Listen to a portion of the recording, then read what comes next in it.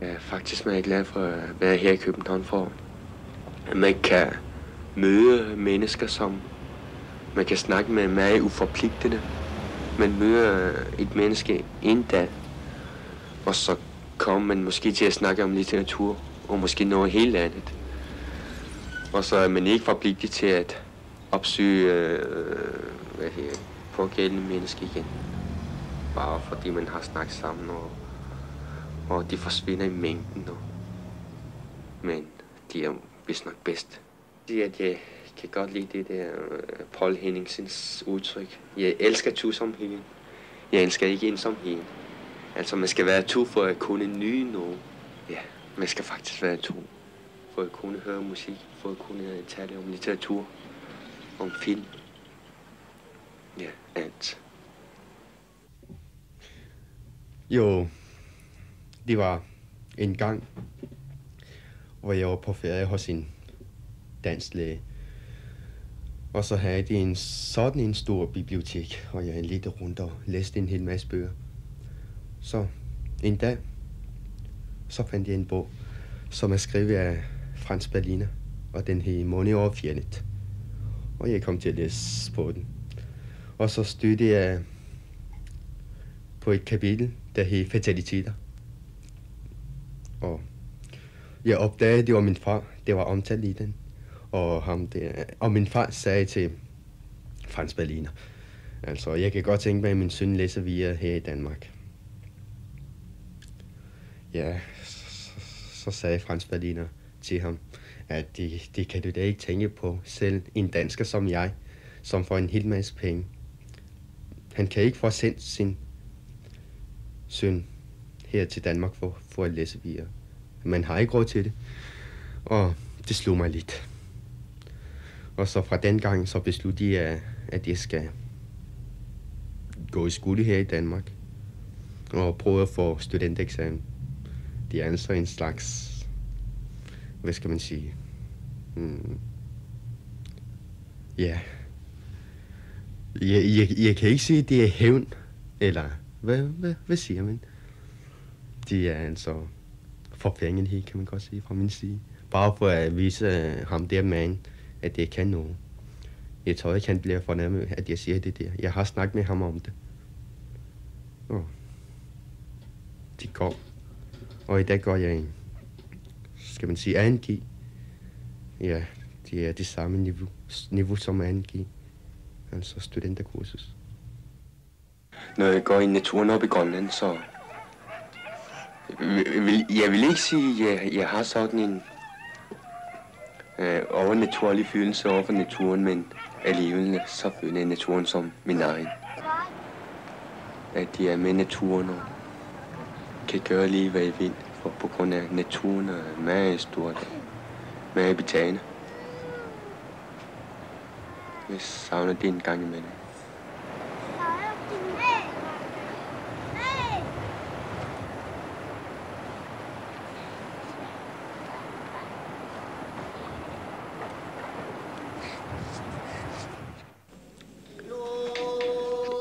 Grønlænderne fester meget. De er en slags tradition fra gamle dage. Det var den gang, da man boede med et afsides liggende fra hinanden. Og hver gang man fik besøg fra en anden boplads, så skal man feste. Eller man skal være glad. Ja, det er man nødt til for at overleve deroppe i Grønland på grund af den barske natur. Man har også en meget frit erotisk lysform. Og det møder man for eksempel i dansen, hvor en trommedanser kan opføre en helt, man kan godt sige samleje. Man kan sige alle hans bevægelser, at de er erotisk betonet.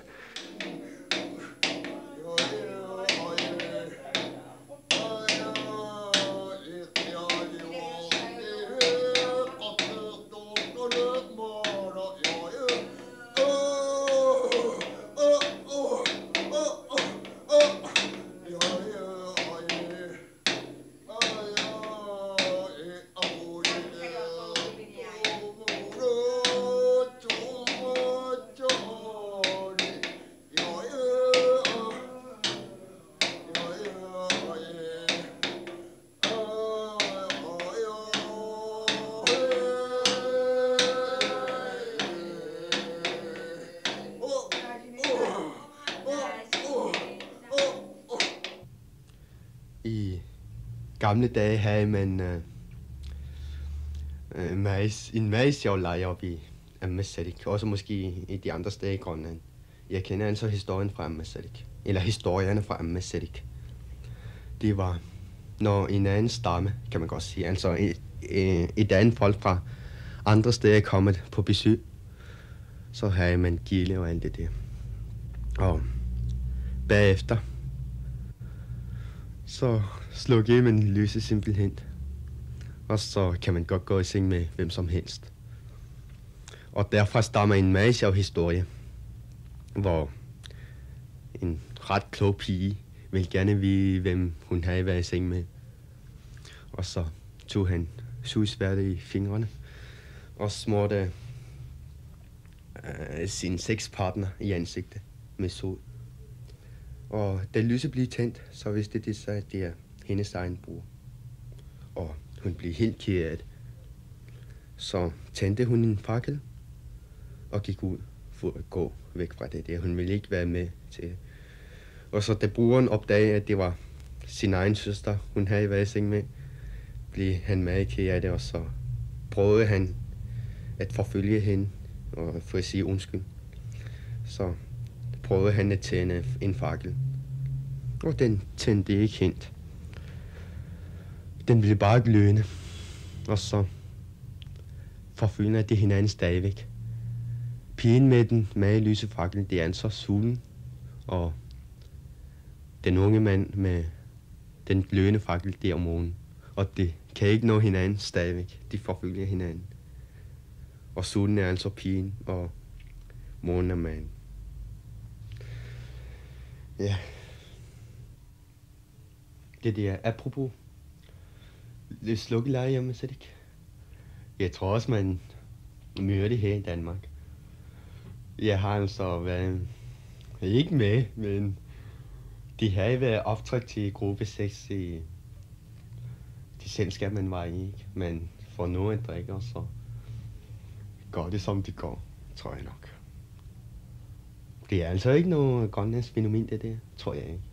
Jeg tror, det forekommer over hele verden, hvor man kan være fri, eller man er fri, hvad sex angår.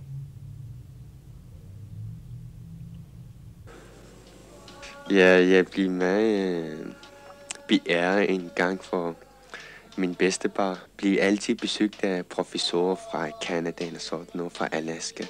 De er amerikanske professorer, som skal undersøge eskimologien og sådan noget. Og han skal være en af de sidste angekårker. Og det vil sige, at de er onde mænd. De har en slags magisk magt. Man kan altså spille folk ind, at sådan er livet. Man har magten, og man kan føre en samtale med sine hjælpere. De er altså under. Ja, han var altså sådan en, siger han i hvert fald. Jeg har prøvet mange gange at få ham til at fortælle om det. Jeg kunne bare ikke få ham til det. Så de er en slags tabu for ham. De er en religion. Ligesom hvor deres ungdom, de fylder noget. De har en slags hemmelighed i sig selv. De er ligesom de kender noget til livet. Elsker det og vil bevare det selv. Ja, han fortæller også, at han kan flyve. Han kan tage til et sted, hvor der er andre folk. Altså kan drømme om det. Men han fortæller gerne, at han har fløjet gennem luften bare ved at skrige. Og når han skriger højere, så flyver han hurtigere. Min far har været i Danmark for mange, mange år siden. Og så kom han hjem.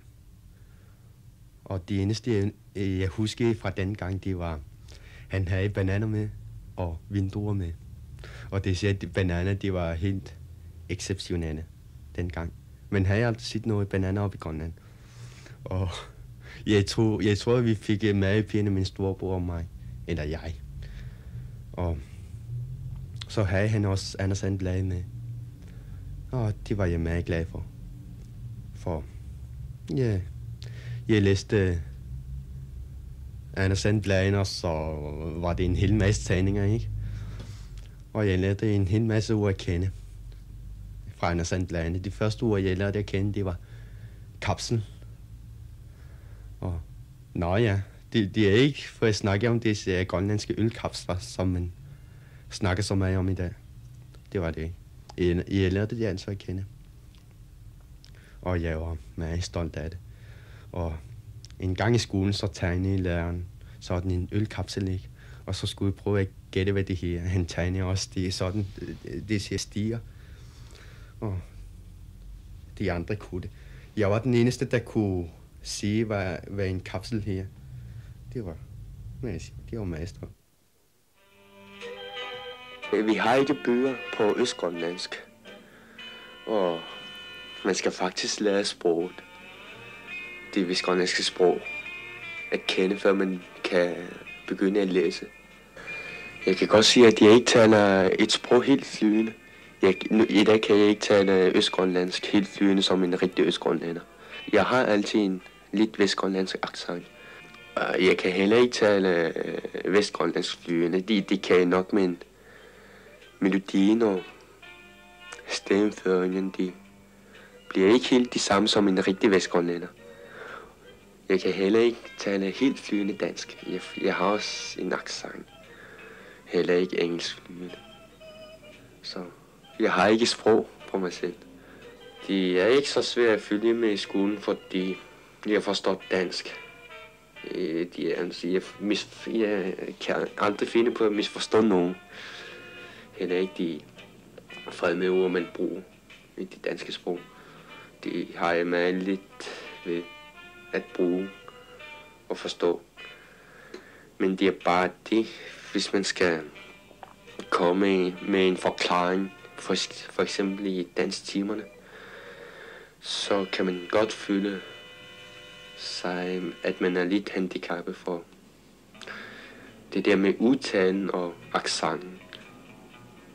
Det er måske lidt dumt, men alligevel så føler man sig, at man er ikke helt på højde med sine kammerater på grund af sproget. Man skal faktisk lære vestgrønlandsk, og så fra vestgrønlandsk skal man lære dansk. Og nu lærer jeg tysk, fransk og engelsk gennem dansk. Jeg skal altså bruge to fremmede ord for at kunne lære de 3 andre hovedsprog. De må være, ja, de er altså en lille smule handicap, men alligevel de kan overkommes.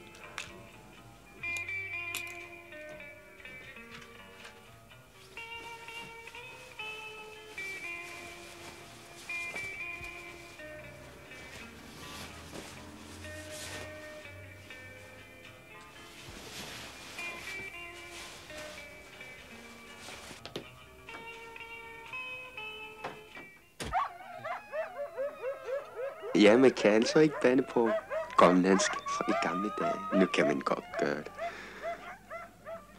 Og de bandeord, man har fået, de har været tabuer. De har været deres største religion. For eksempel det der Donnarsuk, de har været en gud for grønlænderne. En slags gud. Måske afgud, som de danske missionærer kaldte det. Så blev Donnarsuk til en djævel af den danske kirkeversion. Og så er det blevet til bandeord i dag. Ja, men kunne altså ikke bande dengang.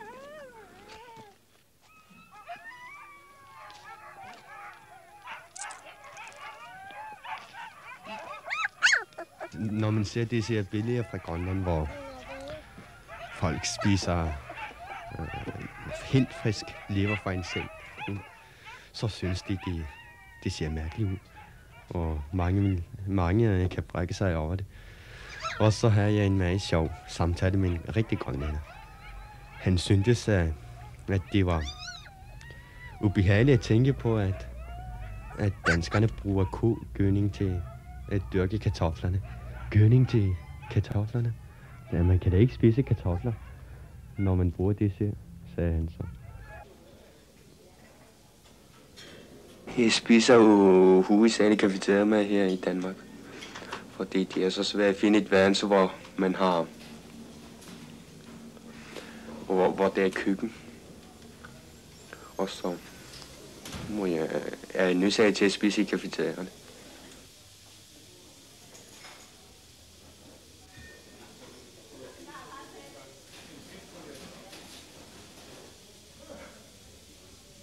Man kan godt savne rigtige kammerater her i Danmark. Altså, man kan være lidt mistroisk, fordi man har en anden race. Altså, man kan være indbilsk og sige til sig selv, nå, ham der eller hende der, hun er bare, eller han er bare interesseret i en, bare fordi man er en anden race. Og så skal man behandles på den måde, man bliver behandlet.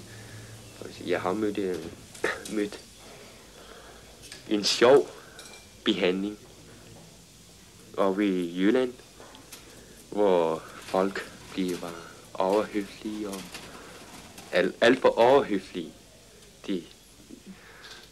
Ja, man kan ikke sige, at det er en racediskrimination. Hvis det skal være det, så er det på en meget god måde. Man siger til sig selv, man kan ikke gøre, for man har en anden race, og man har et andet udseende. Man tænker måske lidt anderledes end sine danske kammerater. Men når man har lært de danske kammerater rigtig at kende, og de har lært ind, så går det meget godt, og man får et meget godt forhold til sine kammerater.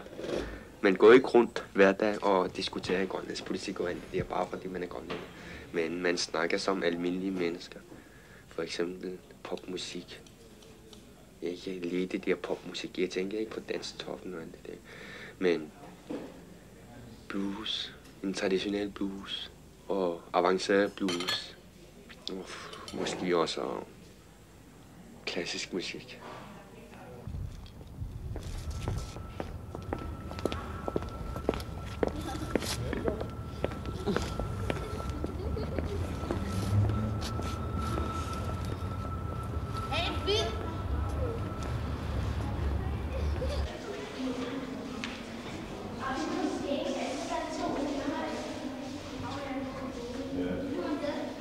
Jeg skal besvare det man kalder for dumme spørgsmål. De er ikke dumme spørgsmål, de er bare sådan en nysgerrighed. Man tror måske, at de er dumme, fordi man får spørgsmålene næsten hver dag, og man skal besvare dem hver dag. Så kan man blive lidt træt af det, men alligevel så vil man gerne besvare dem. For eksempel, så traf jeg en hel masse unge mennesker fra Jylland en gang, og det begyndte at tale om isbjørner, om jeg har set en isbjørn op i Grønland. Nej, det har jeg ikke. Den første isbjørn, jeg så, det var i København i Zoologisk Have. Vi har en tradition oppe i vores realskole i Godthåb, hvor alle realerne skal rejse til Danmark. Og så var det 2 piger, som havde mødt 2-3 danske unge mennesker. Og så har det startet en samtale, hvor den ene grønlandske pige fortalte om, hvordan de boede i deres snehytter og deres skintøj, og hvordan de spiste disse valbøffer, rots og alt det andet pjat. Og så, lidt efter, så kom hendes veninde løbende med et brev. Hey, ved du hvad, jeg har lige fået et brev fra mine forældre, og de skriver, at vi har fået en opvaskemaskine. Og så gik hele hendes historie i vasten.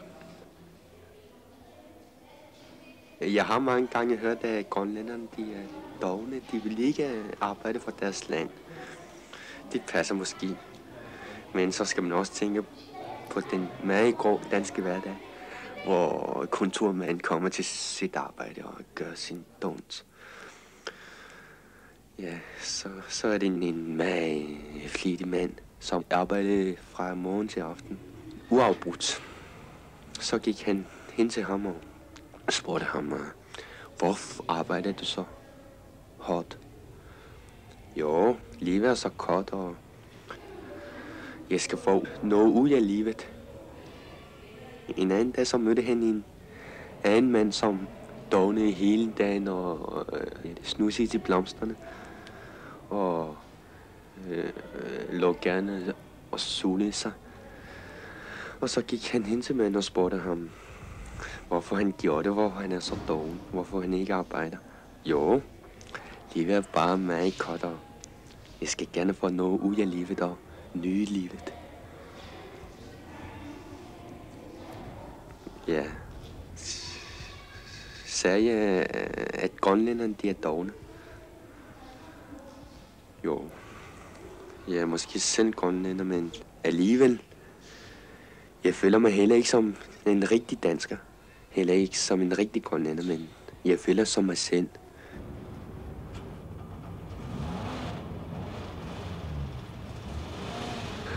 Når jeg er her i Danmark, går frysende ned ad gaden, og jeg møder nogen, og så plejer de at sige til mig, at jeg er vant til kuglen.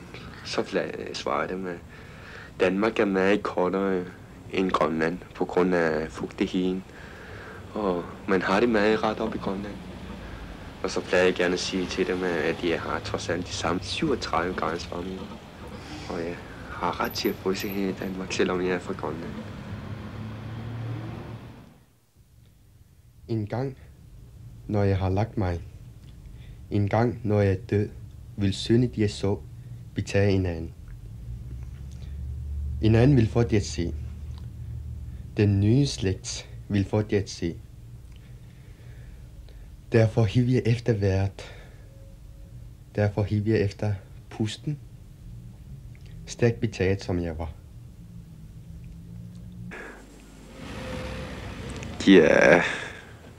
Ja, man ønsker at være udødelig. Gør man ikke det? Jo, det gør man. For man er bange for døden mange gange, men alligevel så vil man, at man skal dø en gang. Det er måske Knud Rasmussen, der har fået den der historie noget med, hvis man dør, så kommer man på himlen, ikke? Og hvis man dør som 30-årig, så bevarer man alderen deroppe i himlen. Er det ikke noget med sex igen? Jo, det må det være. Og hvis man dør som 80-årig, så er det meget sørgende for, at man kan ikke gøre noget oppe i himlen. Ja, man skal altså dø ung. Jeg tror på noget. Jeg tror, når jeg dør, så skal jeg gerne begraves på en eller anden måde. Og så er det slut. Og jeg har snakket med en kammerat en gang, og vi blev enige om, at han skal danse på min grav, for at det ikke skal virke så sørgeligt. For ja, hvorfor skal man ikke være glad, når det hele er overstået?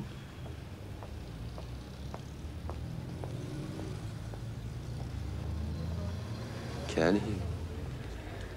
Ja, det er tusomheden igen.